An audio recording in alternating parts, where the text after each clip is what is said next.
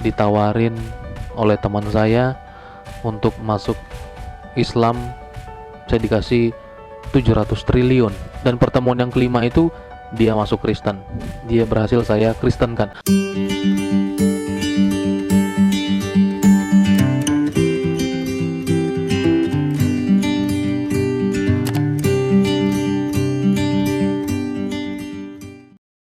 Shalom, salam hikmat tetap jadi berkat.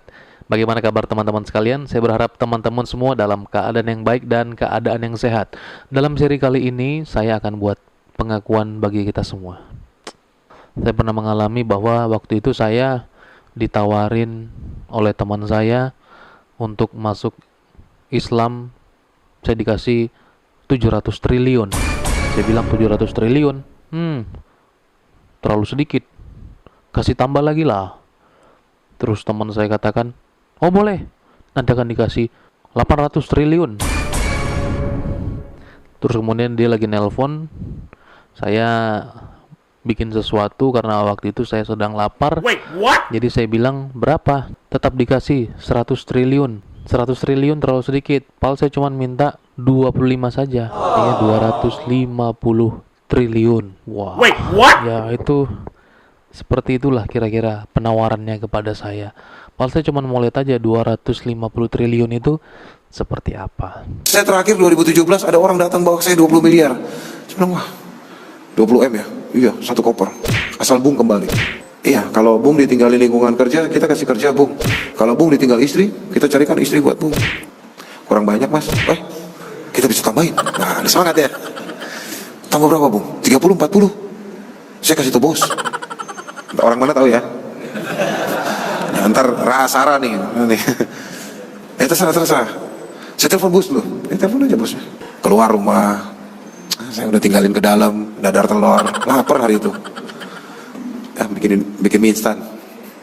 Dia datang lagi. Bung, bos kasih paling tinggi nih. Berapa? Bos kasih 100 untuk Bung. 100 M. Padahal saya mintanya nggak usah gede-gede. Oh iya. Saya minta 25 saja. Kenapa Bung kasih turun? Iya 25 triliun. Siapa? Kita cari ya. Iya. Dalam hati saya apa? Saya cuma pengen lihat duit 25 triliun itu sebanyak apa sih? Habis itu saya usir. Teman-teman sekalian, saya waktu itu juga pernah bertemu dengan teman saya yang baru studi di Arab. Dia adalah orang yang sudah selesaikan studinya di Arab dalam pendidikan sebagai seorang yang punya pengetahuan tentang Al-Quran. Datang ngajak saya ngopi, baik, bagus. Dia ngajak saya ngopi, 5 kali bertemu dengan saya, ngopi, dan pertemuan yang kelima itu dia masuk Kristen. Dia berhasil saya kristenkan. Waktu itu saya antar dia pulang, bapaknya adalah ulama besar di ibu kota. Tiba-tiba dia langsung tonjok saya aja, sampai nih bolong. Ini saya bolong baru ditonjok sama dia. Ya sudah, saya santai aja, tidak ada masalah. Ya biar aja ditonjok, ya udah biasa. Ada yang nanya kemarin, ini gigi kenapa? Jadi ada anak, maaf ya, anak pendeta lulusan dari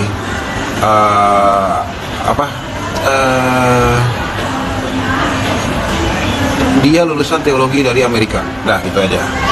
Datang ke Indonesia, ngajak debat. Tapi nggak hujat. Baik, dia ngajak kumpul, ketemu, ngopi, diskusi sama saya 5 kali ya waktu itu. Dan yang kelima itu adalah syahadat. Alhamdulillah. Nah, pas pulang, saya nganterin ke rumahnya. Bapaknya itu salah satu pendeta cukup besar di Indonesia. Marah. Tonjok. Biar ketonjok aja tiba-tiba. Ya ompong. Ini yang di atas berikatnya turun karena di bawah nggak ada gigi. Jadi kalau ada dokter gigi pasti ngerti lah. Ini bolong. Terus di sebelah sini juga goyang. Di sini. Terus nggak aman. Ini nggak pecah. Jadi ya udah, alhamdulillah. Jadi saya ngebalas enggak. Saya nuntut ke mereka enggak, ya aku juga enggak lah, ngapain dituntut segala. Oke, teman-teman dikasih dalam nama Tuhan Yesus Kristus, itu adalah cerita saya ya, cerita saya. Kalau teman-teman memahami cerita ini, akan kita tempatkan sama pada cerita yang halu. dalam kesempatan kali ini saya hanya mengajukan beberapa hal yang harus teman-teman pikirkan. Yang pertama, apakah Anda percaya pada saya dengan cerita saya yang tadi? Jika pikiran Anda menganalisa pernyataan saya, maka mudah bagi Anda untuk menganalisa pernyataan halu dari beliau. Maka dalam kesempatan ini ada beberapa pertanyaan yang harus kita analisa bersama-sama. Yang pertama adalah, kenapa Anda harus menganalisa apakah pernyataan saya benar? Yang pertama adalah karena cerita saya memiliki penggambaran yang heboh, nilainya tinggi, dan sesuatu yang sangat luar biasa, di luar daripada ekspektasi manusia. Yang kedua adalah, yang saya katakan, pernyataan saya adalah isu sensitif mengenai agama. Yang ketiga adalah, yang saya nyatakan berdampak negatif bagi yang sedang saya bicarakan. Artinya ada oknum yang dirugikan oleh karena pernyataan saya. Maka itulah yang harus kita pikirkan. Apakah Anda yakin dengan semua pernyataan saya? Tiga hal itu harus dianalisa. Dan itulah yang membuat cerita saya begitu menggelegar. Yang berikutnya, kenapa Anda harus tidak percaya dengan kesaksian saya tadi? Ya, yang pipi saya bolong, saya ditawarin 700 triliun. Kenapa Anda harus tidak percaya dengan pernyataan saya? Karena saya tidak berbicara fakta dan tidak memverifikasi kebenaran itu secara dalam. Saya hanya menyampaikan secara lisan, seperti membuang sesuatu, ya sudah, saya nggak tahu itu jatuh sampai di mana, saya buang kena siapa, nggak mau tahu, tidak ada analisa mendalam tentang itu. Jadi kenapa kita harus tidak percaya dengan pernyataan itu? Karena saya tidak berbicara fakta atau tidak memverifikasi kebenaran itu secara mendalam. Maka teman-teman, yang kedua, mengapa saya harus tidak percaya dan kita harus meragukan pernyataan orang seperti saya tadi? Yang kedua adalah karena saya tidak menunjukkan bukti apapun. Ingat ya, harus menunjukkan bukti, karena sesuatu yang dibahasnya tadi berdampak negatif bagi objek yang sedang dibicarakan. Maka itu harus kita analisa bersama-sama. Mengapa saya katakan pernyataan ini bisa berbahaya? Yang pertama adalah pernyataan saya nyatakan di media sosial yang dimana makhluk, orang, agama, ras, suku, budaya yang berbeda melihat apa yang saya katakan.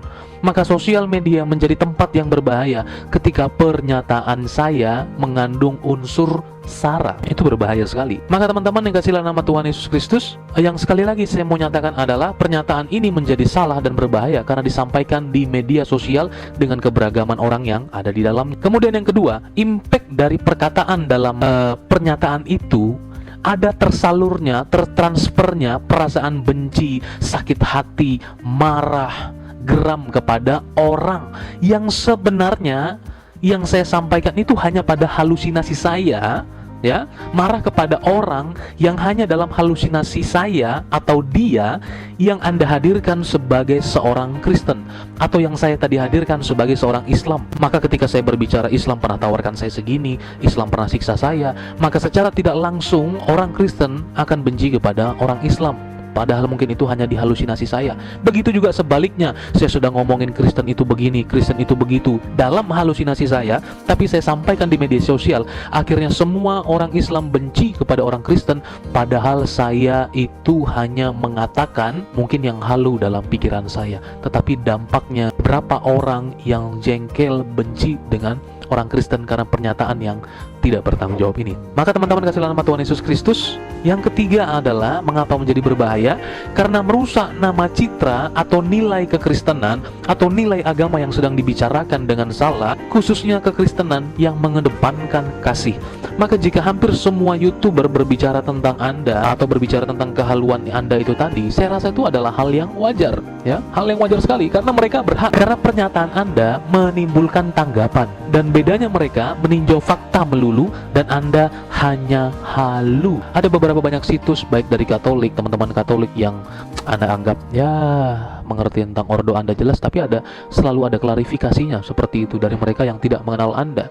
Maka dari cerita Anda ditonjok sama pendeta, cerita Anda yang ya itu bisa menimbulkan rasa yang tidak aman, tidak nyaman di Indonesia. Saya akan upload bukti Anda adalah seorang yang tidak konsisten. Untuk Ko Stephen ini, dia tidak konsisten, tidak bisa menempatkan dirinya bagaimana seharusnya fakta yang dia bicarakan, dan hanya menyampaikan kebencian atau transfer hal yang tidak baik bagi yang berbeda. Oke, sekian dulu video kita kali ini. Terima kasih teman-teman sekalian. Tetap berhikmat dan tetap jadi berkat. Dukung terus channel ini untuk berkembang dan menjadi berkat bagi banyak orang. Tetap beriman. God bless you.